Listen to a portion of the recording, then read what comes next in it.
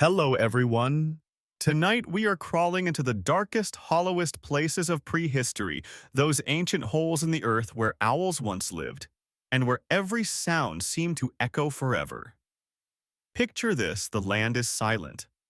Then from beneath your feet, a low thump like a heartbeat that doesn't belong to you.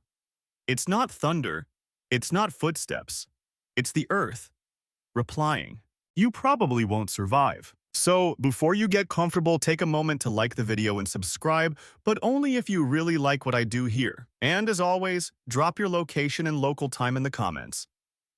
I want to know who else is wandering in the dark tonight. Now, turn off the lights, maybe turn on the fan for some soothing noise, and let's get started tonight. You shuffle along the edge of a sunken forest where even the ferns seem cautious. Under your bare feet, the ground is moss-slick and deceptive, soft enough to lull you into a step too deep. And then there it is again, that sound. A soft, hollow thumb, like someone struck the floor of the world with a distant mallet. You crouch, press your ear to the soil. There's wind, yes, but there's also rhythm. Faint, patient rhythm. Below you is a chamber not empty, but carved with time and shaped with purpose. It's not a burrow. No rabbit makes this kind of hollow. No fox would choose a floor that drums. These are owl holes, ancient ones, and their architecture is as much acoustic as it is physical. The walls curve in ways that fold sound back on itself. One chirp and the whole place might hum. You wouldn't know it to look at them. They're just gaps in a hill, mouths in the mud. But the moment you step near, your own heartbeat feels like it's someone else's. Louder. Watched, echoed. These owls didn't live in trees or even on cliff sides. They lived beneath, under the roots and rock and ruined rivers. They built or found chambers that bounced back noise not in chaos but with structure. Think less haunted cave, more ancient amplifier. Some archaeologists believe the shape of their hollows, shallow entry, narrow neck, wide inner dome, was no accident. The natural world doesn't often sculpt perfect echo chambers. Something refined them. And these weren't tiny screech owls either. Picture something nearly knee-height, broad-eyed, and heavier than it looked. If you saw one on a trail, you'd think it was a statue until it tilted its head with that uncanny softness, then vanished backward into the earth. The locals back then didn't leave journals, of course, but they left bones, and they left space. These holes, sometimes dozens clustered together in low drumhill fields, were avoided. You can trace the detour paths. Prehistoric trails curve like they're politely walking around something no one wanted to disturb. Not because of owls necessarily, but because of what the owls were whispering to. One thing historians agree on: these owls weren't just sleeping there, they were listening. The soil in those hills was odd, too thick with clay, and dotted with tiny shards of stone that hummed when the wind passed over them. A British excavation in the early 20th century pulled out a handful of what they thought were volcanic marbles. Turns out they ring when tapped. Smooth, round, and inexplicably numerous. No other animals had them, but the owls always nearby. Maybe coincidence, or maybe percussion was more important than we thought. Historians still debate whether the owls dug the holes themselves or simply adopted existing spaces like hollow limestone domes bored out by prehistoric rains and softened by moss and mold. Either way, the result was the same silence above, sound below. Here's something odd, slightly off topic, but bear with me. In 1936, a violin maker in northern Italy carved a test chamber in the woods just to study how air moved through curved wood. He reported that in certain conditions, the trees amplified distant church bells in weird, ghostly harmonics. He called them sleeping drums. Doesn't prove anything. But curious, right? Back to the owls. If you were a young hunter 14,000 years ago wandering too close to one of these chambers at dusk, you'd feel it before you heard it. Your footstep would hit just wrong, and a low rumble would answer not after the step, but almost with it, like the ground had anticipated you. That's enough to make you run, or kneel, and above you, Somewhere in the blur of shadows between root and rock, two eyes would reflect the last of the sun. That's the other thing, these owls didn't glow. Their feathers absorbed light. You'd only see them when they blinked, and even then just for a moment. That gave rise to one of the earliest whispered fears in the region: eyes without face. It was a phrase passed from one tongue to another, carved once into bone, then abandoned. You reach the mouth of one of the hollows. It's tight, not made for you. But you press your palm inside and the air rushes back cold and deliberate. Not musty, not stale, just wrong in a way that makes your inner ear twitch. You could crawl in. People did. Not many came back. But the owls stayed. Long after the megafauna died out, long after the forests rose and fell again, the echoes remained. And for a time, so did the ones who made them. You sit back. The forest breathes. The whole waits. One more thump. The first time you hear the echo, it isn't dramatic. It's not a crash or a howl, it's a pause. A glitch in the air. You've just stepped off the mossy trail, your foot pushing aside a fallen branch. And instead of the usual soft crunch, the sound underneath doubles back at you like someone else stepped after you, just slower. You freeze. Not out of fear, not yet. Just confusion. There's nothing behind you, no rustle in the trees, no animal breath. Only stillness and that peculiar return of sound. Hollow and calm, like the forest is thinking out loud. People didn't have language for this kind of thing back then, but they had instincts. And those were sharper than ours. If the forest echoed where it shouldn't, you left. Not because you understood, but because the land didn't welcome your weight. It mirrored it. And that wasn't right. But of course, not everyone left. A young man, thin, impatient, bored with deer trails, stepped down into one of these echoing basins long before any real legends formed. The story, such as it's remembered, says he followed a bird.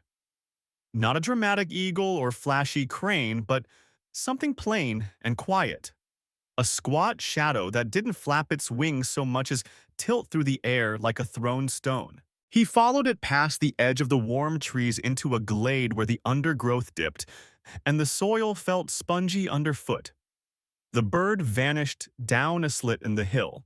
He crept after it, leaned close and heard it. The echo wasn't from the bird. It came from beneath. A kind of rolling pulse, low and slow like thunder wrapped in wool. His own breath turned strange in his ears, flattened and stretched. Every time he moved, something below answered, not precisely, not with perfect rhythm, but with uncanny awareness. He lifted his arm. A heartbeat later, the whole replied with a thump. There are debates, of course. Historians still argue whether this tale is real or just a carved metaphor found etched on a hollow tusk. But the behavioral pattern it points to is real. Early humans remembered the places where sound behaved strangely. The kind of places where hunters paused and children kept quiet. And in nearly all these regions, stretching from Paleolithic Europe to shadowed South American plateaus, there are records of drum echoes beneath the earth, and always the suggestion of owls. What makes it more curious is how widespread the reaction was. In different corners of the globe, from echoing limestone domes in Turkey to basalt cracks in northern China, the story surfaces the same way: someone wandered off-path, found a hole that answered back, and either fled or stayed forever. And here's where things get weird, because sometimes the echo came before the person did. No, seriously. You arrive at a hollow, and before you even step forward, you hear the rhythm. Thump, thump, soft, insistent, like a call. And your body tells you unhelpfully that something alive is under there, something not hungry, just expectant. It knows you're here, and it's saying hello in its own percussion. You don't want to say hello back, but sometimes people did. One theory still debated is that tapping rituals emerged from places like this. Not because humans wanted to make music, but because they wanted to communicate with the ground. Maybe they were mimicking the owls, or maybe the owls were mimicking them. No one agrees. But what's not debated is that in the soft stone near these echo pits, researchers have found long grooves, parallel scratches like sticks dragged in rhythm over many seasons. They aren't tools. They're patterns. Someone was keeping time. Back to the boy who followed the owl. Supposedly, he did enter the hole. A narrow slide, shoulders scraped, breath stolen by the closeness. He lit a tiny branch, oil slicked with fish fat, and crept into a space barely larger than his crouch. And inside feathers. Not a nest, not quite. More like a woven mat of molted down pressed into clay. And above that, watching him with that tilted, unreadable calm, was the owl. It didn't move. He didn't move. And slowly, impossibly, he noticed that there were more. Eyes above, eyes behind. 3, maybe 5, maybe more, depending on how long he was inside. They didn't attack. They didn't flee. They watched. And then, from somewhere far down the tunnel came the true sound, the reason people never returned. Drumming. Not rapid, not tribal, but singular. Like a rock falling in slow motion again and again. You wouldn't stay to hear the rest. Neither did he. According to the fragment of the story left behind, he crawled out backwards, too afraid to turn his back. His hair was white by the time he reached his clan. He didn't speak again, not even to name the place. But others remembered. They told the story around fires and rhythms that mimicked the drumming.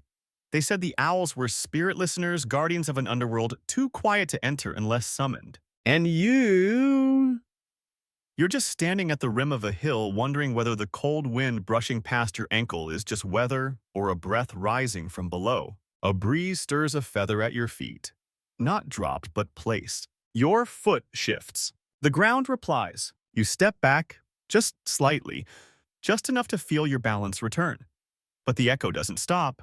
There's something unnerving about hearing a reply when you didn't speak. The ground murmurs again just beneath your heel, a soft padded boom like someone striking stretched leather deep under the soil. You crouch and place your hand down, not just sound, vibration. This isn't random geology, it's design. These hollows weren't just nests, they were instruments. Not everyone agrees, of course. Some archaeologists still chalk the layout of these owl homes up to natural erosion, odd luck, or a case of prehistoric squatting. But others, particularly the sound mapping specialists, have noticed the weird consistencies.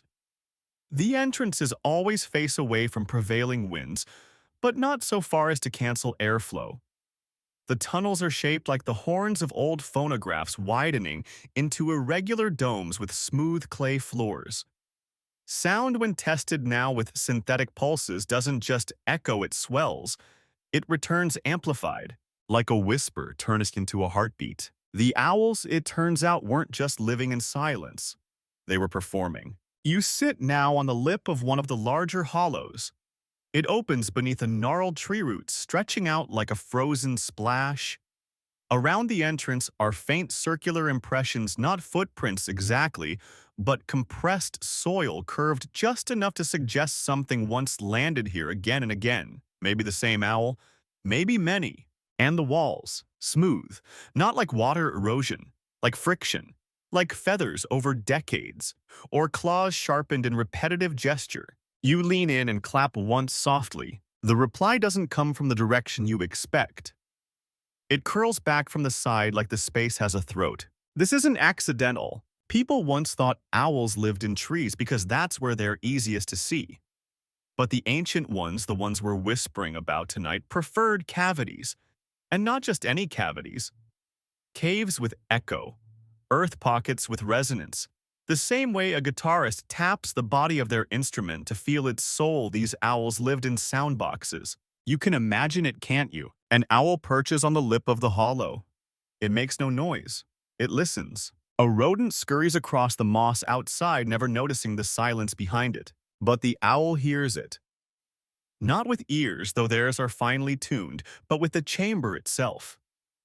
Every step the prey takes sends a ripple through the soil, and the chamber beneath responds, magnifying the shuffle. The owl feels the rhythm change, and it strikes not from the air, but from below. Historians still debate whether this design was purely opportunistic or somehow intentional, if the owls modified the chambers to enhance acoustics or simply settled where the land sang the loudest. But it's hard to ignore how precise the nesting sites were. Always in regions with semi-hollow geology, always paired with soft clay, always close to ancient game trails. The more you sit here, the more the place changes. It isn't a hole now, it's a stage. One time, researchers near what's now southern France used directional microphones to recreate what these chambers might have sounded like when filled with ambient activity. They played recordings of footsteps, whispers, rustling ferns. The results were uncanny. The chambers didn't just echo, they focused sound, bent it toward the center like water spiraling into a drain. Standing in one, you couldn't tell where a noise came from. You only knew it was near. Very near. That may be the key. The owls didn't need to fly if they could feel your location, and they didn't need to hoot if the ground did the talking for them. Of course, this raises some odd evolutionary questions. Flightless or ground stationary owls shouldn't thrive. They should fall to faster predators or lose out to tree-dwelling rivals. But these ones they held on possibly for thousands of years, longer than expected, in regions where no predator wanted to follow the sound down. There's a legend from the foothills of what's now Slovenia. A broken tablet engraved with little more than a spiral and a bird accompanied by a rhythmic dash pattern. Early researchers called it nonsense. But modern analysts noticed something weird. The marks align perfectly with beat intervals when tapped into a clay bowl. Like sheet music, but simpler. As if the person writing it wasn't composing but remembering. Imagine that a memory carried through tapping, replayed not with words but with rhythm. You try it now, tapping a stick near the hole. 3 slow beats, then 2 fast, then a pause. The ground answers faintly, not in pattern but in presence. That's all it takes. Even now, long after these creatures are gone, or mostly gone, something in the architecture holds memory. Sound curls here, waits, returns. A modern owl couldn't live in such a place. Not enough warmth, not enough flight space, but these were different. Broader shoulders, heavier legs, shorter wings. Built not for soaring, but for waiting. You shift on the moss trying to gauge how deep the hole goes. It's not pitch black, not yet. You could probably crawl in 5 or 6 meters before losing the sky. But something in your body tells you no, not yet. The drumbeat rises again, faint and slow. You hold your breath just to see if it pauses too. It doesn't. Which means something else is breathing. The air shifts barely, and suddenly it's not silence that surrounds you, but pressure. A soft, invisible weight, like the kind that builds just before a thunderstorm. But there are no clouds, just stillness. And then it happens again. Whoomp. A single pulse of wind, low and round, and oddly wet-sounding, rolls up from the hole. You're not imagining it. The ground exhales, or maybe inhales. You can't quite tell which is worse. You back away, not out of fear, let's be honest. Okay, maybe a little out of fear, but mostly out of instinct. Something in the way the wind moved was wrong. Not in direction, but in intent. It moved with shape, as if guided. As if the chamber below wasn't just breathing, but aiming its breath upward at you. The ancients didn't have the word resonance, but they lived by it. You didn't build fires where the rocks rang. You didn't sleep above soft soil that pulsed when you walked. And you never followed the wind when it sounded like music. But humans are curious, and curiosity is louder than caution. People started noticing that the air near these holes sometimes made noise on its own. No birds, no animals, just breeze and stone. A slow, droning moan that changed pitch depending on how close you were to the hollow. Some say it sounded like a flute made of bone. Others likened it to a slow, dragging hum, like the one your refrigerator makes at 2 a.m. just as you convince yourself there's someone in the house. What's fascinating is that these sounds weren't random. Sound archaeologists, yes, that's a real job, began testing reconstructions of ancient owl hollows using air pumps, sonar, and good old-fashioned human lungs. And the hollows sang. Or at least they groaned in key. Frequencies ranged between 100 and 200 hertz, the same range where human voices and thunder overlap. Coincidence? Maybe. But then again, maybe not. Because ancient people marked these hills with stones, with paths, with burnt circles. They weren't just avoiding them, they were mapping them. Historians still debate whether the layout of these acoustic hills was a form of prehistoric navigation or early ritual geography. One theory. The echoes were used like beacons. If you could hear the hole moaning in the wind, you knew where you were. If you couldn't, you'd gone too far. That's where it gets even more interesting. Because not all the hollows made noise. Some were silent. Deeper. Buried. Lost. But the ones that did sing, they sang in relation to each other. An early explorer in 1884 noted that if you stood between three such chambers in a shallow basin, you could hear different frequencies rising from each one depending on the season. The echoes layered, like a chord. A minor chord, if you're musically inclined, and honestly, that checks out. Nothing cheerful happens in places like this. Back in the present moment, you decide to test it yourself. You crouch low and whistle softly just once. The response isn't instant. It rolls up curved and sluggish. The same whistle but deeper, slower. Echoed with a delay like someone contemplating your question before answering in your voice. You laugh nervously. Okay, you mutter. That's not weird at all.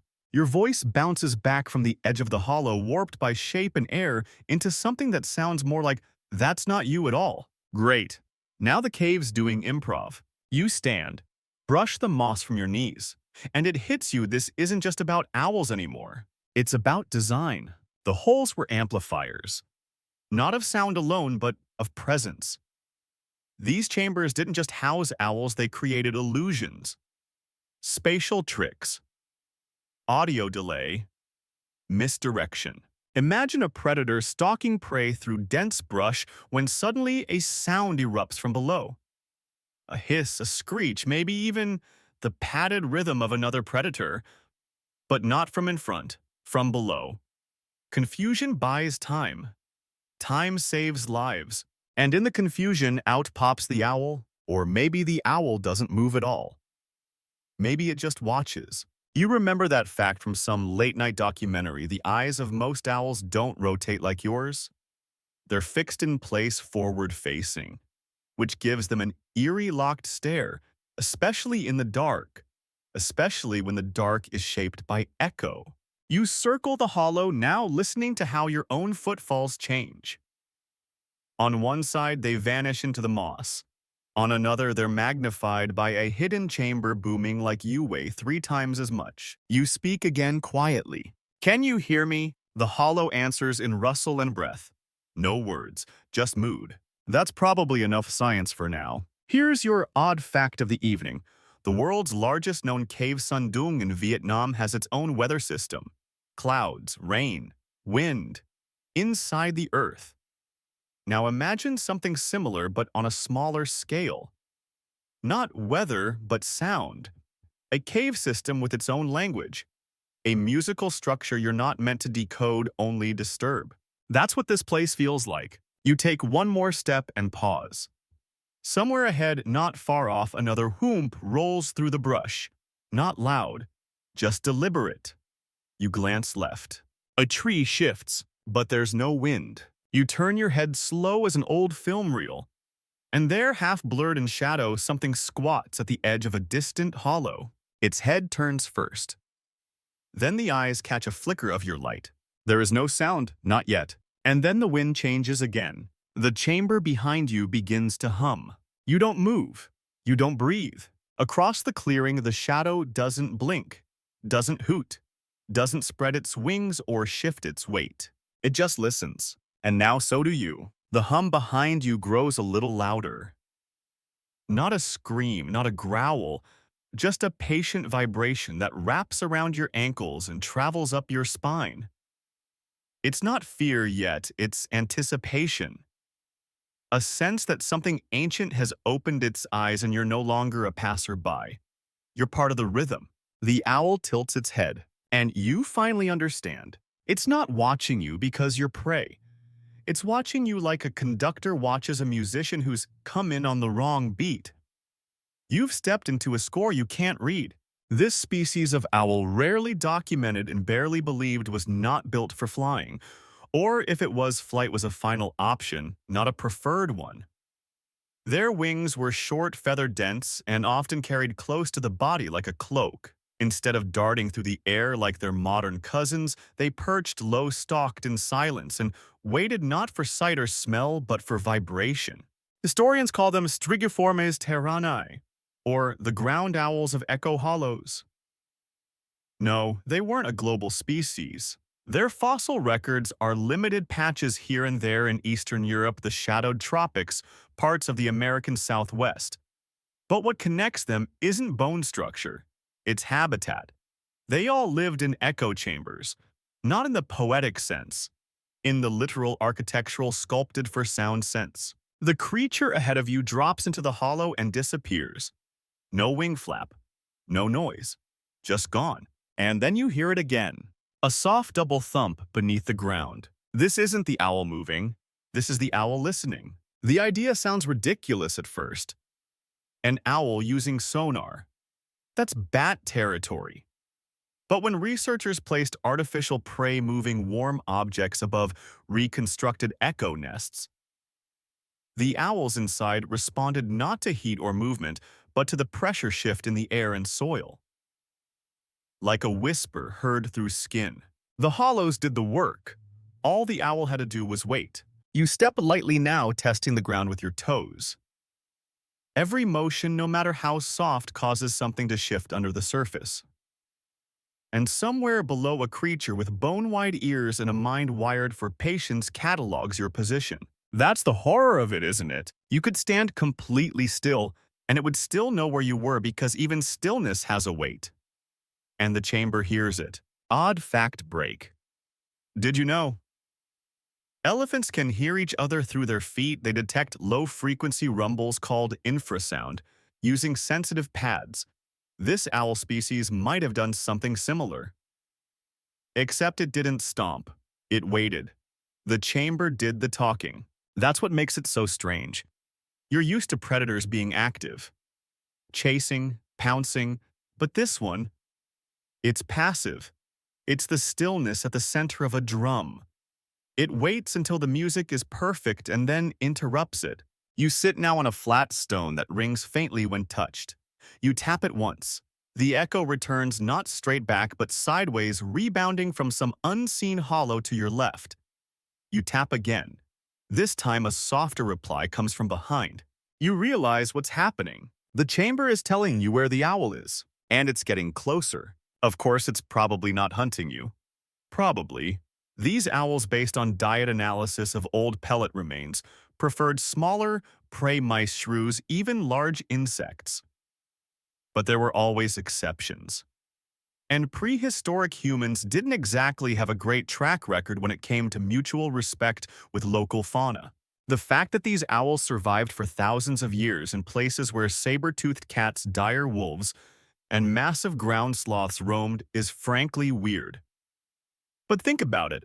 If you're a giant predator that relies on stealth, the last place you want to step is a drum. So the owl's greatest defense wasn't camouflage, it was noise. It let the land speak for it. A single thump, and suddenly everything with claws starts second-guessing itself. Historians still debate whether these owls were solitary or social.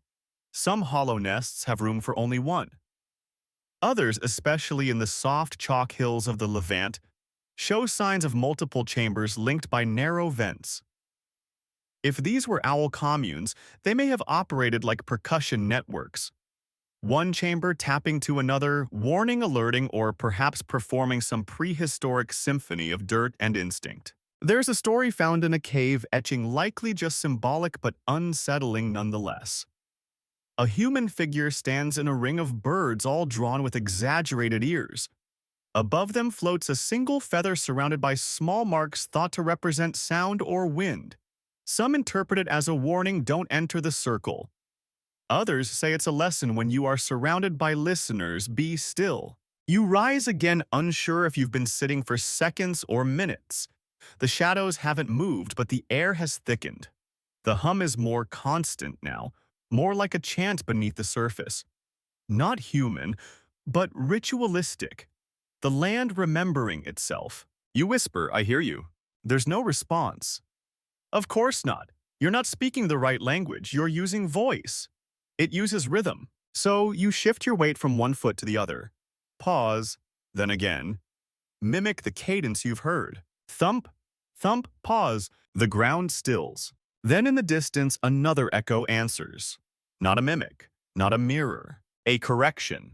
You didn't tap in time. You've been off beat this whole time. You try again. Thump, thump, pause. But this time you stay still afterward, waiting, hoping. The ground is silent, as if disappointed in your rhythm. As if the chamber, the creature, the entire hill has decided you're not worth listening to anymore. You don't know why that feels like rejection, but it does. And then softly under your heel, a shift. Not a full sound, just the tiniest pull in the soil like something adjusting its weight far beneath. You look down. It's easy to forget just how deep these hollows go. At least until you find the bones. They're not visible at first. But if you follow the low trails between the drum hills, the soil darkens. The air thickens. And every once in a while, if you dig just beneath the moss, or if, like now, something has already cracked open the surface, you'll find them. Long bones, twisted in strange ways, dry as if the earth drank the marrow centuries ago. They're not where you'd expect them. Some are deep, too deep, buried under layers of compacted earth that should have taken millennia to form. This, of course, bothers people who like their layers to behave. Archaeologists found one such skeleton in a sinkhole in Anatolia. An owl, yes, but strange. Its legs were thicker than any known species, and its pelvis flared in a way that suggested it didn't perch. It stood, upright, like a little gargoyle that never stopped waiting. The odd part. It was found beside artifacts that had nothing to do with owls. A carved stone bowl, a pierced shell bead, and most unsettling, a finger bone. Human. Historians still debate whether these objects were offerings or coincidences. After all, caves collapse, bones fall. But the arrangement was too clean, too intimate, like someone had gone down there willingly, and maybe never came back. You walk now past a half-collapsed hollow, the kind that's eroded over time, its once secret chamber now wide open. The inside is black-stained, not with fire, but with something subtler, oil perhaps, or ancient mold hardened into soot-colored glass. On the far wall, faint striations crisscross the stone.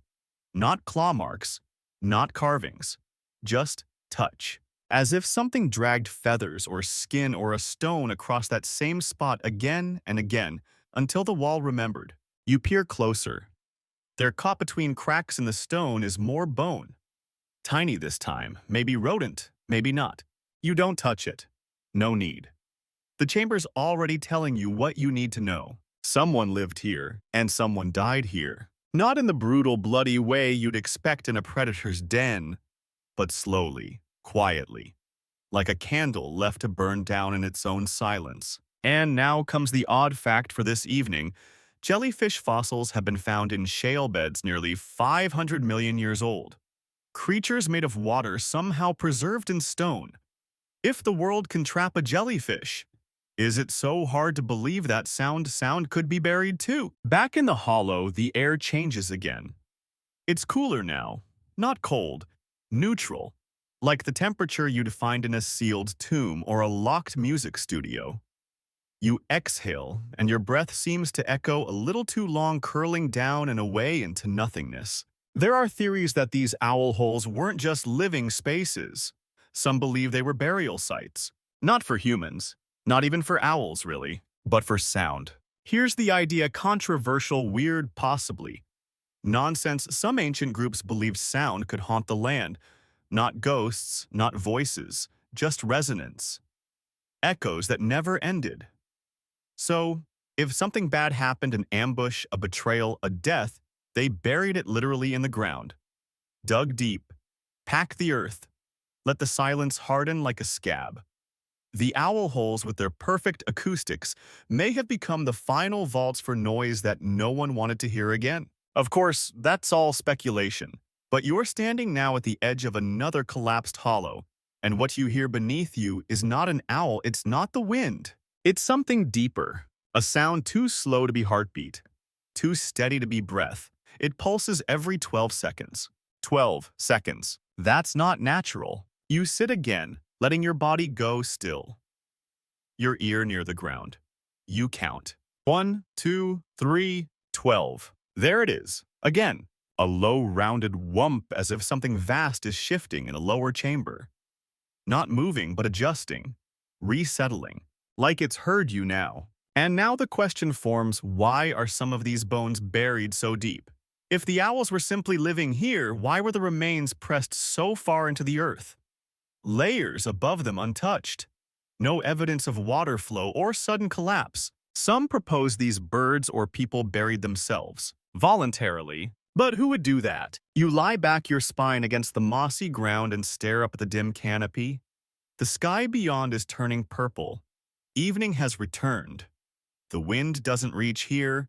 The trees are too dense. Your ears are still full of hum. Not noise, not music, just hum. And you think maybe the owl wasn't hunting you. Maybe it was welcoming you. Maybe this was never a place of fear. Maybe it was a place to be still forever. The sound pulses again beneath your shoulder. 12 seconds. It begins like a dream, soft, rhythmic, and totally wrong. You're asleep on stone. Not by choice, but because you stopped moving, and that's what sleep becomes in places like this: surrender. The forest is gone, so is the sky. You're inside now. Not in a cave, not exactly. More like a passage, a funnel. A tunnel that narrows and widens based on your breath. You didn't mean to enter, not consciously, but the rhythm drew you in. You remember the first thump, then the reply, then another closer, louder. You thought you were hearing echoes, but they were answers. The night the cave answered back was the night the stories began. Not fairy tales, no one calls a warning a fairy tale, but raw, bone-deep myths that vibrated in the lungs of entire clans. You've heard pieces passed down, always half-laughed as if too afraid to take them seriously. They all start the same. There was a fire. There were watchers. There was a cave that thumped like a drum. And then there was silence. The version from the stone-belted valleys says it happened just after dusk. A hunting clan made camp near a hill none of them recognized. The game trails had shifted. They were tired. No one felt good about it. The ground was too soft. The wind was too still. But they had fire, and fire forgives everything. Until it didn't. The first noise was brushed off. A pop from the logs, maybe. Then another, closer. Then the ground shook, not with violence, but like it had been tapped precisely by something vast and patient. They thought it was thunder, but the sky was clear. One elder stood, walked to the edge of the clearing, and turned pale. He said nothing, just pointed to the fire pit. The flames weren't flickering. They were bouncing, tiny vertical jolts, like the floor beneath them was pulsing in slow rhythm. That's when the children cried. Not from fear, but because their ears hurt. The sound was too low. Too constant. The kind of frequency that isn't heard but felt. You know this feeling. It's the deep bass at a concert, the pressure in your chest when someone slams a door in a concrete room. Only this was happening under open sky. No one spoke, but they didn't run either. Instead, they sat, one by one, as if waiting for instruction. And that's when the owl appeared. Not from the trees, from the firelight. They say it walked. Head low, shoulders lifted, feathers absorbing the glow until it was nothing but shape. It circled the camp once, then stopped at the edge of the fire, and drummed, not with wings, not with beak, but with its body, pressing downward into the ground in slow, deliberate pulses. 3, then pause, then 3 again. The fire responded. The flames tilted, then rose higher. No fuel added. The clan did not move. One child, just old enough to know silence, too young to break it, reached out a hand. The owl blinked once, then vanished. And the cave answered. From beneath them, from every direction came a slow rolling call. Not a roar, not a screech, a welcome. Not for them, for the owl. It had returned. The next morning the clan was found asleep. Still, alive, but silent. No one spoke of what they'd heard, but from that night on, they never camped near Echo Hills again. You're still lying here in the present, but you're beginning to hear it too. Not the story, the sound, the layered rhythm. It builds from beneath and curls around you a loop with no clear start. You try to speak just to see if your voice still works. What comes out isn't language. It's percussion. Your tongue hits the roof of your mouth like a drumstick. A sound with weight, not shape. And the hollow replies, not with mimicry, but with permission. You sit up slowly and realize that the chamber has changed. Or maybe you have. It's no longer just a hole in the ground. It's a room, a constructed space. The walls are smooth, dark, vaguely metallic in sheen, like obsidian that forgot how to shine. In the center, half covered by soil, is a round depression, not natural, not eroded, made. A drumstone, roughly the size of a small shield, cracked in 3 places, worn to a soft dip from use. Around it, faint scratches, patterns you can't quite read, but you know they were played, not written. Like sheet music pressed into clay with trembling fingers. Historians still debate the function of these so-called drumstones. Some claim they were musical instruments. Others think they were markers like bells warning people away. But one theory says they were keys. Not to doors, to rhythms. You tap the right beat, the chamber opens. Not physically maybe, but sonically, emotionally, spiritually. You place your hand on the stone. It's warm. You haven't seen the owl in hours, but you know it's still near. Maybe above you, maybe under. Or maybe if the older legends are true, it is the chamber. It became the sound. A creature so ancient and still that it merged with the drumbeat and stopped needing feathers. You stand, and for the first time you know which direction to walk. Not because of sight, not because of logic, but because the cave told you. You walk with the rhythm now. Not because it's pulling you, nothing so mystical, but because your own footsteps have changed. You're matching a beat that's been and under you all along. Like a trail you didn't notice until it started humming back. And then you see it. Not far ahead, maybe 20 paces through the pale brush the land dips. Not dramatically, just enough to look like the earth exhaled and never remembered to rise again. A low valley, quiet and wrong. And the strangest thing, it's untouched. No animal prints, no scuff marks. Not even the usual scars from rainfall. Just undisturbed moss and a grid of faint indentations. Wide ones, evenly spaced. You don't recognize the pattern at first, but your body does. Something ancestral stirs in your gut. You've seen shapes like this before, etched into canyon stone, carved in cave walls. It's a path, but not a human one. This is a mammoth trail. The enormous beasts walked in grooves over centuries, wearing down rock itself. Their routes stretched for miles, straight, predictable, loud. But not here. Here the trail bends. It avoids the echoing basin, completely curling in an awkward, unnatural loop, as if the mammoths were suddenly superstitious. And maybe they were. This curve is a fossil of caution. Historians still argue about these bent paths. Some say their coincidence terrain forced the deviation. Others point out that mammoths didn't scare easily. They marched through storms, fire, even predator territory without much deviation, but they avoided echo chambers. Why? The most accepted theory, and I use accepted loosely because it's still debated in museums, when someone's had too much coffee, is that the mammoths heard something? Maybe not a sound exactly, but a pressure. A resonance their massive bodies could feel before their brains understood it. Something that made their bones vibrate just enough to say, "Don't go there." It's not fear, really. It's strategy. You don't become a multi-ton miracle of fur and tusk by walking into a trap.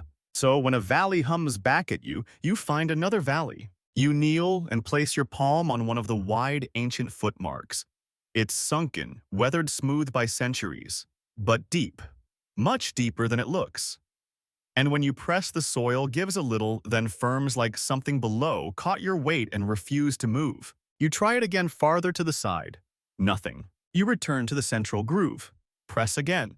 This time the echo responds. Not from the side, from beneath. A low pulse. A rhythm. As if the trail itself is still reacting. Still waiting. You stand back straight, suddenly aware that you're in the center of something active. Not alive, not haunted, just present. Like stepping into a sleeping animal's breath. And then movement. Small, near your ankle. A flick of shadow darting from bush to bush. You drop to a crouch not in fear but curiosity. Your hand brushes aside the foliage. And there it is. A feather. Long, black. Too dark to reflect light properly. It drinks the sun. You lift it. It's whole but hollow and light enough to forget in your hand. But the end, oh, the end is what matters. It's worn, rounded, as if rubbed over and over against stone. Not broken, used. And suddenly a theory forms half joke, half thought. What if owls didn't avoid mammoths? What if mammoths avoided owls? There's no evidence, of course. But consider it. Mammoths, while enormous, weren't invincible. A bad fall, a sudden panic and echo that felt like another herd moving below, disorienting, dangerous. And if the owl's echo chamber could throw sound back at them, mimic their own heavy thumps with perfect rhythm, it could sound like they were being followed, hunted, by something just as large. There's a phrase scratched into a broken slab found in the frozen mud of northern Siberia, translated roughly as, "The steps that match yours will find you." Some call it poetic nonsense. Others wonder if it was advice. Because that's how these echo chambers work.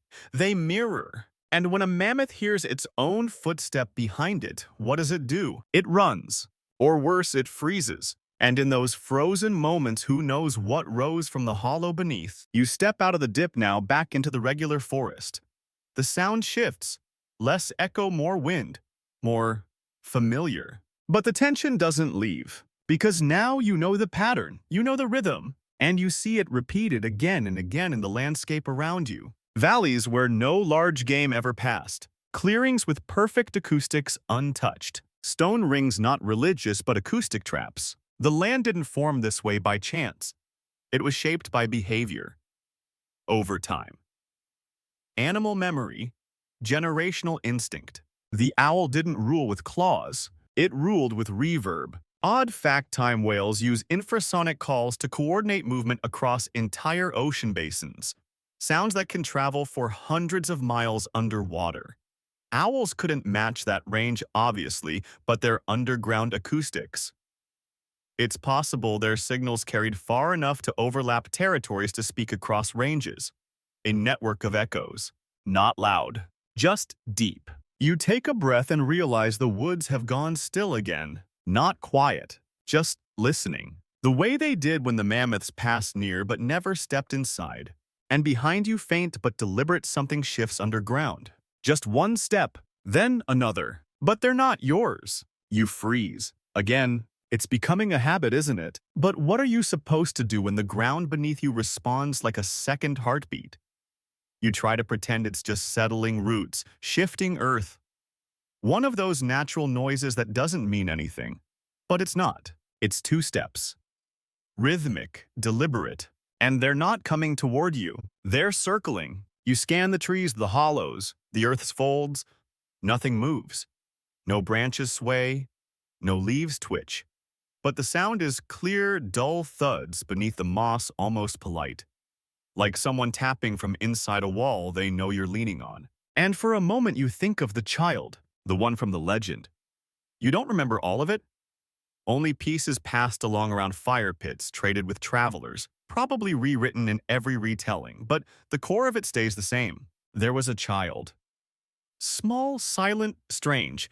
No parents, or maybe just too many to keep track of. The child didn't speak often, didn't laugh, but they listened. Always. They mimicked sounds, not with words, but with beat. A knock against bone, a tap with a stone. They weren't imitating animals. They were echoing the land. And one day, that mimicry saved their life. It happened during the drought years, when prey had moved on and the forest grew mean. The big cats, leaner, hungrier, had started to creep toward human camps. Not because they were bold, but because they were desperate. The child had wandered too far, alone. A predator followed. Some say it was a saber-toothed cat's shoulders as wide as a doorway, breath like old blood. Others say it was smaller, quicker. Doesn't matter. The result was the same. The child was cornered. But instead of running, they tapped. Not a scream, not a cry. A pattern. Soft, rhythmic. A thump, a pause, a double tap. Just like the caves. Just like the owl. The predator stopped. Not in confusion, but in recognition. The sound had authority. Territory. It said, "This ground is already claimed." Because deep in the soil beneath them, the chamber answered back. Slowly, carefully. Thump. And that was enough. The big cat retreated, and the child walked home silent as ever. They say the child never stopped tapping after that. Spoke only in rhythm. Became something like a shaman. Or a warning. In some versions, the child disappeared entirely, not dead, just absorbed. Taken by the hollow. You look around now and wonder, what was that sound you just heard? A threat or a welcome? Because something about your presence here has triggered a response. Not aggressive, not even curious, just synchronized. You take a chance. You crouch low and find a flat stone. You lift it gently, then tap once. Wait, nothing. Then you tap again. 3 slow beats. 1 pause. This time the earth hums back, but not from where you expected.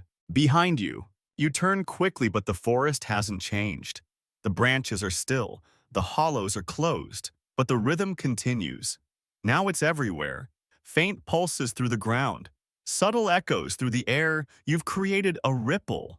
And the land is replying. Odd fact, kangaroos communicate using foot drumming when warning their mob of danger. They don't cry out. They tap. It's faster. Carries farther. Harder to pinpoint.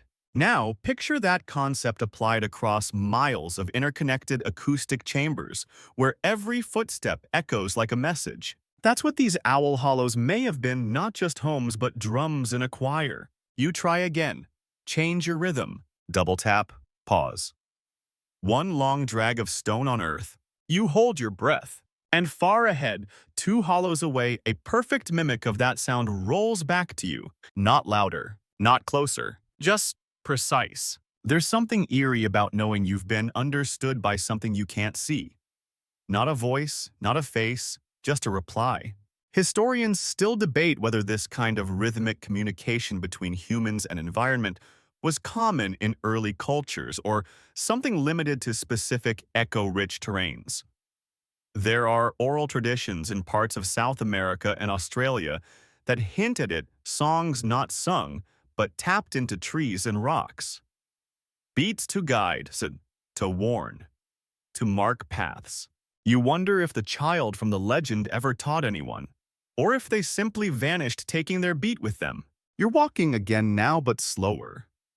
Not because you're afraid, though, let's be honest. You are, but because you want to be in sync. You're no longer passing through the landscape. You're playing it, like an instrument that's been waiting for centuries to be touched just right. Each footfall you make now is deliberate. Flat ground. Slight tap. Listen. The replies keep coming. Some simple, some layered. One from a particularly deep hollow echoes with a slight upshift in tone, like someone ending a sentence with a question. And it makes you smile. Because even out here in this half-forgotten forest, it turns out sound can flirt. You pass by another drumstone half buried in fern. This one's cracked, worn in the middle. Someone's tapped here before.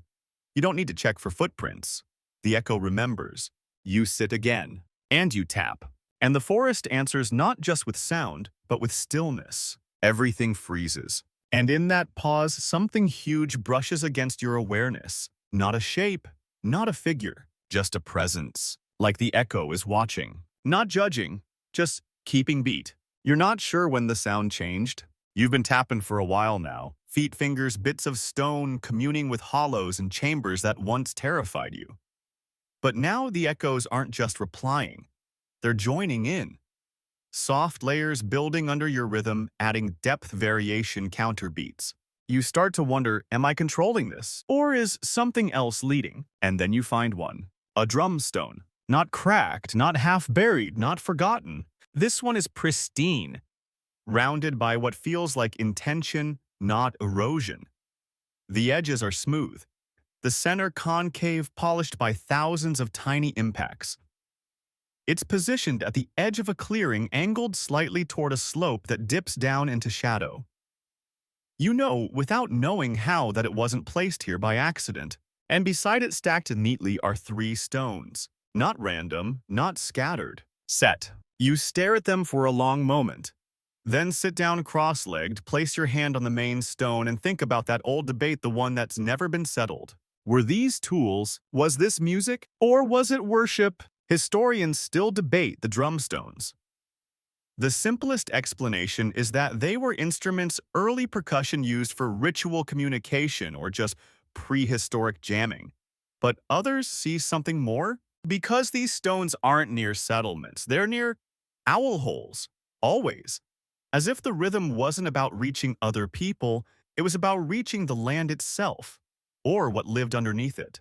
Some argue the stones were warnings. Tap once safe, tap twice danger, or even tap in code to signal the owl beneath. Let it know you're friend, not food. But one group of researchers suggested something stranger, that the drumstones weren't for the owls. They were for the echo. They called them percussion sigils, tools for shaping resonance. Not sound for ears, sound for soil, played not outward but downward, as if trying to write messages into the earth. And if the earth replied, you were chosen, you tap the center of the stone softly. Thud. Solid, not musical, but satisfying. You try a pattern. Tap, tap, pause. Tap. The echo returns. Slightly off-center, slightly late. You adjust, match it. Soon you're in rhythm with it, whatever it is. And something inside you settles. That's when the wind dies completely. Not a leaf twitches, not a bug hums. Only the rhythm continues. You reach for one of the 3 smaller stones. They're round. Not perfect spheres, but clearly shaped. You try tapping 2 together. The tone is higher, sharper, more bone than stone. And then you do something stupid. You add a 3rd layer. A soft trill tap, tap, tap over the bass rhythm. Immediately the ground responds. Not violently, just with presence. The clearing deepens. That's the only word that fits. It doesn't get darker, but you feel farther away from the sky. Like the space around you has shifted its weight. Acknowledge received. And just at the edge of your hearing where thought and sound overlap, you hear a second rhythm begin. Not a mirror, a conversation. It's coming from the slope below. Not footsteps, not claws. Stone on stone. You rise, heart thudding. But your hands are still. The rhythm continues. It's not threatening. It's familiar, like a child playing back your melody from memory. And suddenly, the story of the child who mimicked thunder feels less like myth and more like memory. Because if a human could learn to speak to the echoes, who's to say something else didn't? Odd fact interlude: dolphins name themselves. Their whistles are unique signatures developed in youth and used for life. If dolphins can invent sonic identity, why not owls? Especially ones that lived not in trees but resonance chambers. Maybe these rhythms weren't just territorial claims. Maybe they were names. You sit again. You don't run. You don't hide. You answer, stone to stone, tap for tap. You give your name, not your spoken one, the rhythmic one, the one you just discovered, the one this place seems to understand. The other rhythm pauses, then replies, and in that moment the silence between pulses feels like a hand being extended. You feel ridiculous, like you're pretending, like you're playing house with the oldest natural structures in the world. And yet, you hear something move, just a few paces beyond the edge of the clearing. A shape shifts, a feather dips, and then eyes. 2 glowing orbs, not bright, not hungry, just there. Embedded in the rhythm like punctuation marks, the owl has returned. Not swooping, not glaring, perched, still. It blinks. Once, and your last drumbeat echoes not into the ground, but into the owl itself, as if it stores sound. And suddenly the drumstones make more sense. They're not instruments, they're offerings, not food, not gifts, but tones. Because in this world, meaning doesn't come from what you say. It comes from the beat you keep. The owl lifts one foot, lowers it again. The earth replies, a perfect match. The owl doesn't move again, not yet, but its footfall echoes longer than it should. Not because it was heavy, because the ground wanted it to. There's no other way to explain it. That single step, soft, slow, precise, reverberates through the clearing like a ripple caught in a frozen pond. You feel it not just under your feet, but behind your teeth. It's like when someone says your name from another room, and somehow you know they mean you. And that's when the stillness around you changes. It doesn't break, it tightens. You're not alone. No, not the owl, that's obvious. You've made peace with that.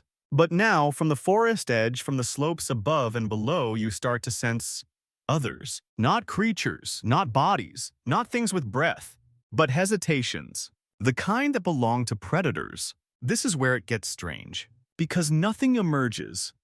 There's no snarl, no rustle, no pair of yellow eyes in the underbrush. Just the unmistakable awareness that something is thinking about you.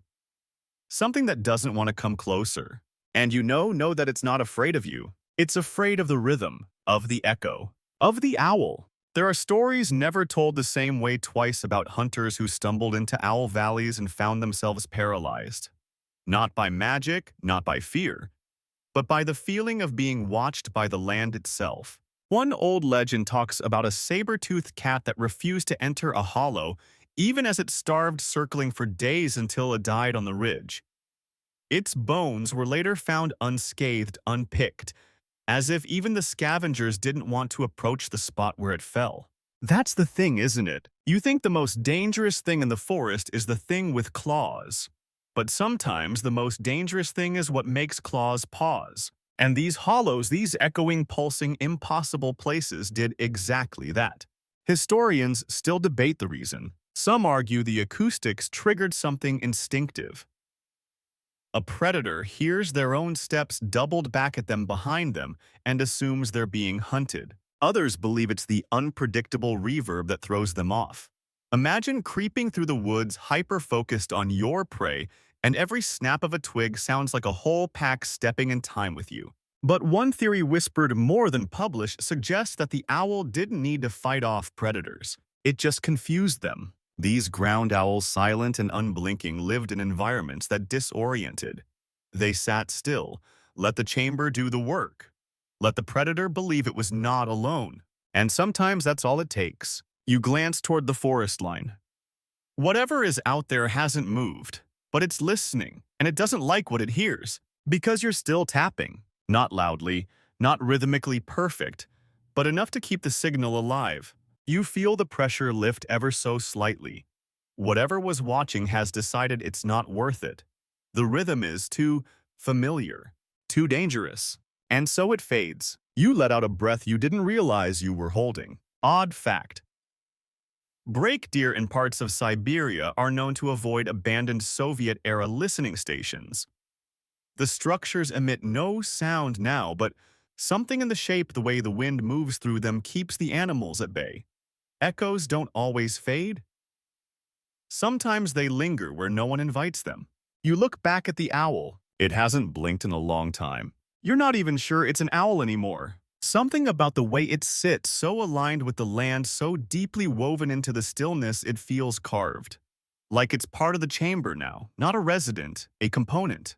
And that explains everything, doesn't it? Why predators hesitate. Why ancient paths avoid these hills. Why hunters turn quiet at the mention of drumstones. It's not that the owl is feared. It's that the owl is not alone. The hollow echoes back more than sound. It echoes intention. The owl doesn't guard its home. It becomes its home.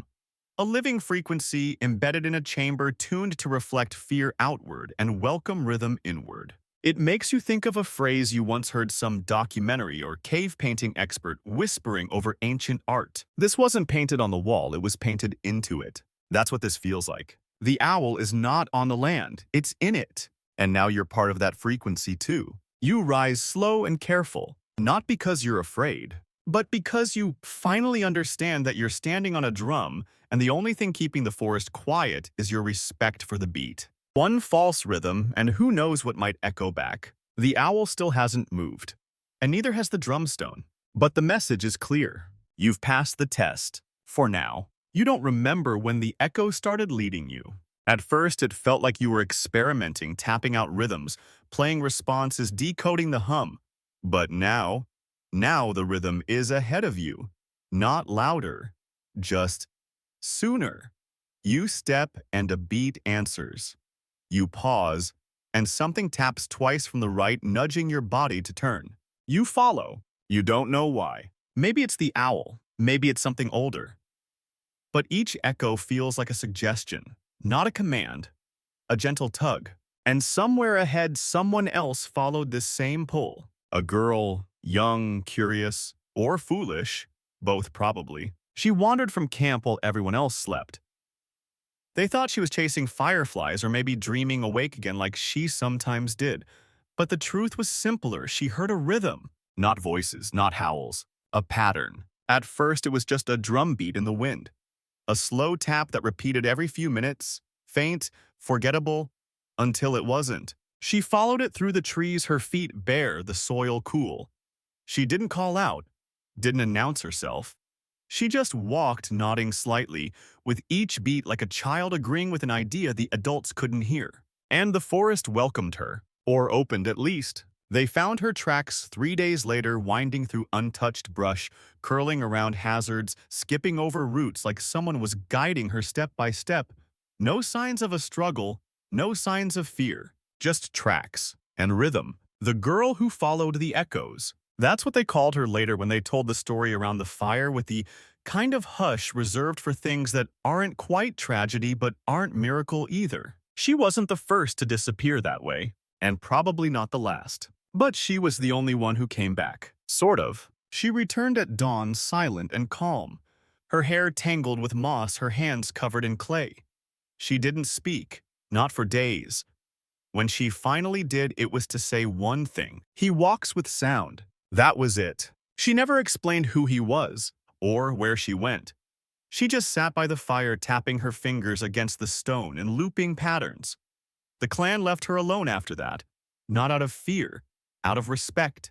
Because when she tapped, they heard replies. And sometimes when the night was too quiet, one of the older ones would wake up with their own fingers twitching in time to the beat.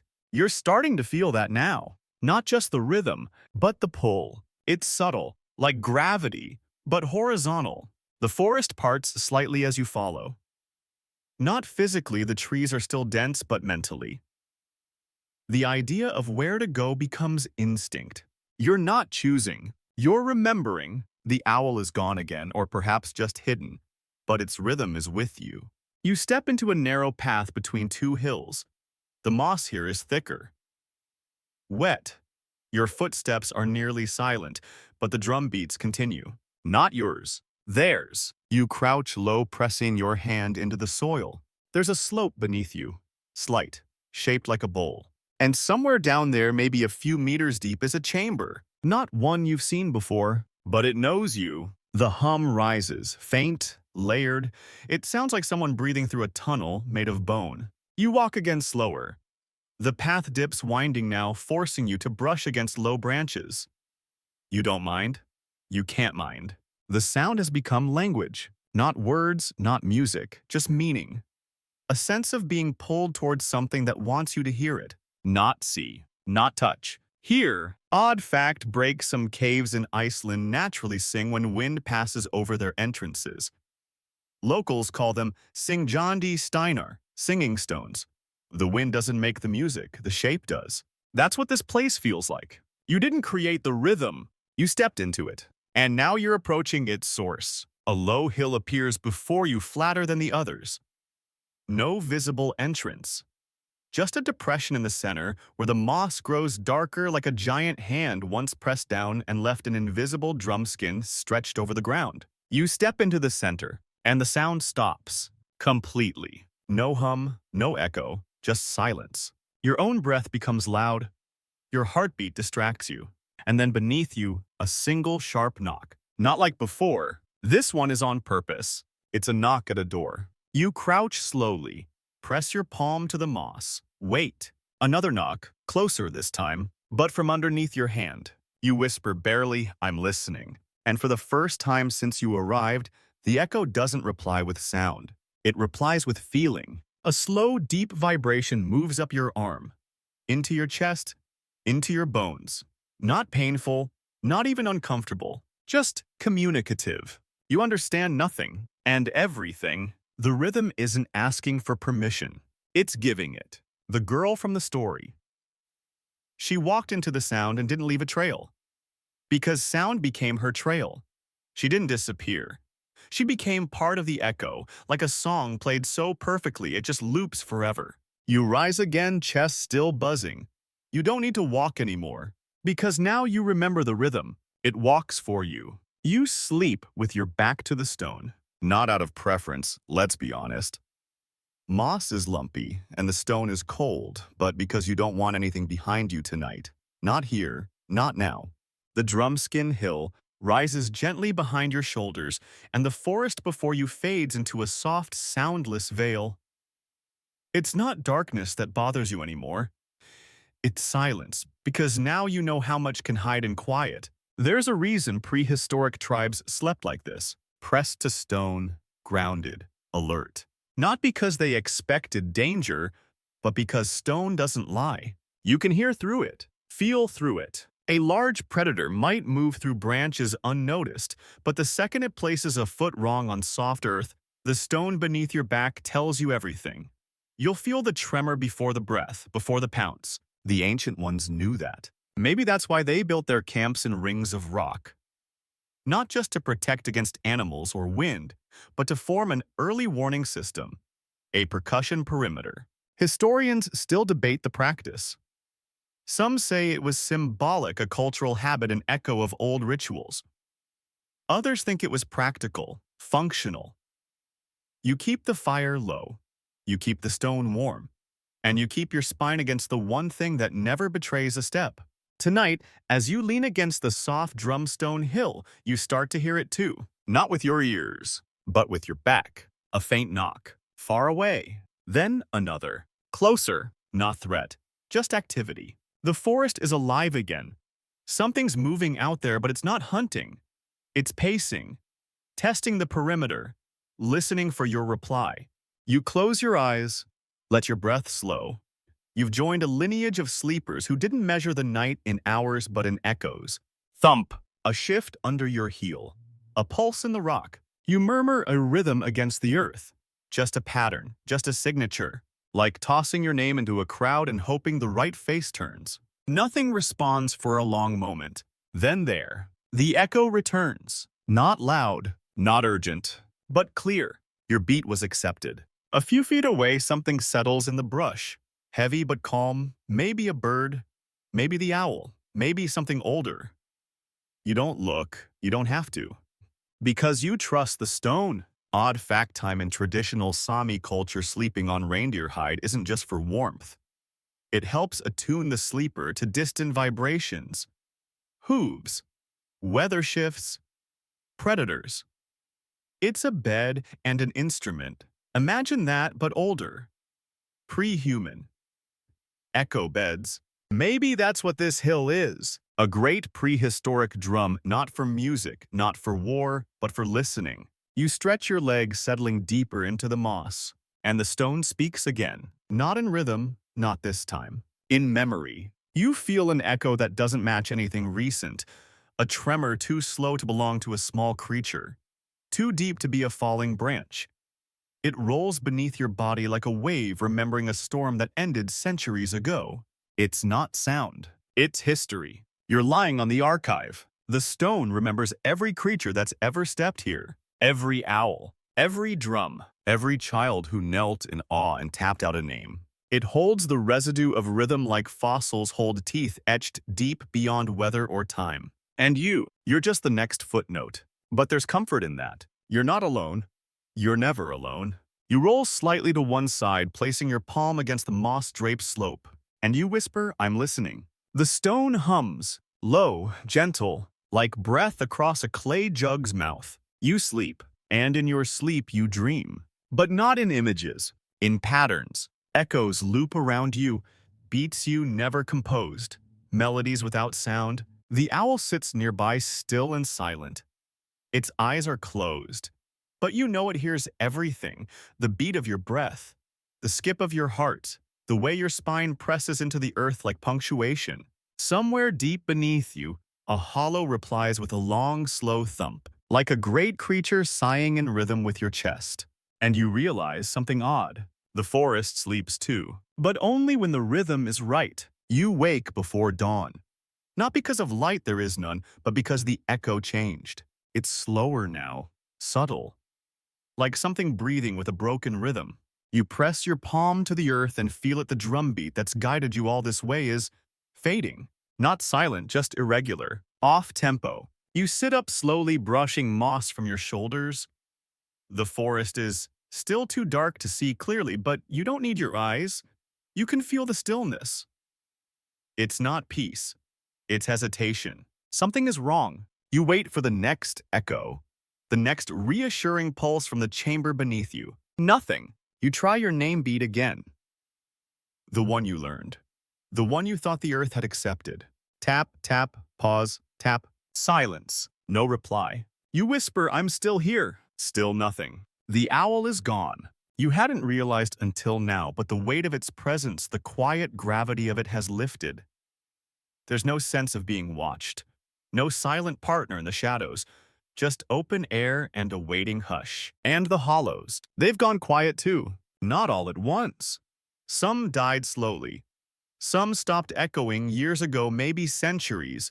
But now you realize this rhythm, this incredible ancient system of sound and life was not eternal. It's ending. Historians still debate what caused the decline. Some blame shifting ecosystems.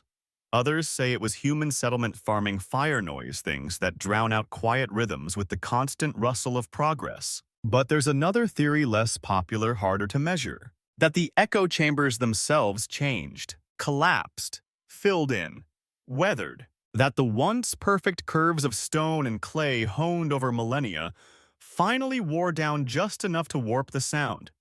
And when the echo couldn't hold its shape, the owls, those rhythm-fed creatures of stillness and response, lost their homes. Not the physical hollows, the resonant ones. Because if the chamber can't echo, the owl can't be. You rise and walk to the slope where last night's pulses came from. You tap gently. Listen. The sound is dull, flat. The soil is too wet. The stone beneath it fractured. The drum doesn't work anymore. And now you notice other signs. The moss thinner than before. The wind louder, not singing, just passing through. You're standing in the ruins of a song. And it hurts, because this place was alive. Not in a heartbeat sense, in a rhythm sense. The chambers had tempo. The ground had memory. The owl had patience. But now, it's all scatter. You wonder how long it's been dying. Maybe that's what the girl felt when she returned, why she never spoke of it. Maybe she didn't vanish into wonder. Maybe she heard the decline and didn't know how to explain it. Odd fact, ancient instruments like the didgeridoo rely on perfect airflow to produce their droning notes. One small crack, one irregularity in the wood, and the sound collapses. Echoes are fragile. They require precision, shape, willingness to resonate. This place lost that. The chamber beneath your feet gives one final groan, a long, uncertain breath, then quiet. You kneel, hand on the soil, not to revive it, not to protest, just to say goodbye. Because the echo that led you here didn't invite you to join. It invited you to witness, to hear the last verses before the rhythm faded completely. And now you're hearing the silence where once there was pulse. You rise again and look to the tree line. For the first time since this journey began, the forest feels empty, not dead, just uncoordinated. Without its rhythm keeper, the layers unravel. Owls go, predators return. The silence that once meant presence now just means absence.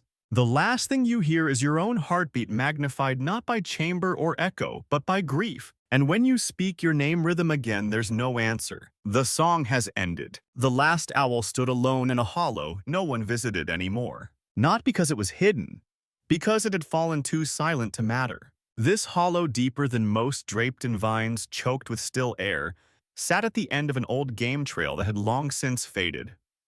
No mammoths wandered here. No children tapped stones. Even the wind, usually faithful, passed above in silence. But the owl remained, old maybe, or simply forgotten. The last of its kind. Still shaped for silence, still listening to a rhythm that no longer replied. It would tap sometimes, not with beak or claw, but with the weight of its body against the chamber floor. A single thump, then stillness. Sometimes it waited hours before trying again. The echo was dull now. The once perfect acoustics warped by time. The soil had shifted. The chamber had sagged. What once was music had become memory, and even that was starting to blur. But the owl didn't leave. Couldn't. This was its nameplace, the one shaped around its breath. Historians, of course, don't talk about this part. They talk in terms of extinction, range collapse, climate change. They point to the evidence, pellet composition, migration records, geologic instability. All real, all logical, but none of that explains the hollow. Or why even now, if you stand close enough to where that last owl waited, you can still hear something. Not a sound. Not really. More like the shape of a sound. A shadow of vibrations. Something half remembered by the stones themselves. You walk toward it now, following not the beat. There is none but the ghost of one. Each step softer than the last. The earth no longer responds. It only receives. The entrance is barely visible. A dip beneath thick ferns, slick with moisture, heavy with time. You duck inside, low, cautious. The walls are smooth, curved, familiar, but too quiet. You breathe, and the air feels like a room holding its breath. The owl is here, dead probably, or something close to it. You don't see a body, but you see the outline, the feather imprints, still caught in the dust, the soft curve where it sat for years unmoving, waiting for a reply that never came. And here's what no one tells you. Echoes need an answer, not for sound, for survival. A rhythm with no reply forgets itself. A beat unheard is not a beat at all. And that's what happened here. The last owl drummed. No one drummed back. You sit where it sat in the hollow of a hollow. You press your hand to the floor, though the stone is cracked, now the shape imperfect. Still you try. Just once. A single thump. And for a heartbeat less than that, you think you hear something. Not a reply, not quite, but the memory of one. The chamber sighs and goes still. You close your eyes and rest your back against the cool curve of the wall. No pulse, no hum, but no fear either. The rhythm is gone, but the shape of it remains. And in that shape, soft, hollow, echoless, there's something tender. Not grief, not even nostalgia. Just a moment preserved. Not for you, not for history, just for itself. You are alone now, but not lonely. The rhythm has ended, but it hasn't been erased. It lingers softly, gently in the way you walk, the way you listen, the way you press your fingers to cool stone and wait for something to respond. What began as curiosity, a whisper in the earth, a strange echo beneath your feet, became a path. Not a linear one, but circular, rhythmic. Each step answering a question you hadn't yet asked. The owls of the hollows, once mythic and strange, revealed themselves not through sound but through pattern, through presence. They were never meant to be seen, only heard, and then not even that, just felt. They lived inside chambers shaped by silence, guided by echo. They waited for vibration, for movement, for the tap that meant life was near. And when the replies stopped, so did they. But you came. Not to wake them, not to rescue them, but to witness. To sit with the last breath of their rhythm and remember how it once moved the forest. Now there is no more thumping, no more mirrored steps, but the echo isn't gone. It lives in you, in the pause between thoughts, in the way you hesitate before speaking, in the quiet you now choose to keep. So sleep well tonight. Let the rhythm fade without panic. Let the silence hold you like moss around stone. You are part of the echo now. And somewhere deep in a hill that no one visits, the last chamber still waits. Not for sound, for stillness.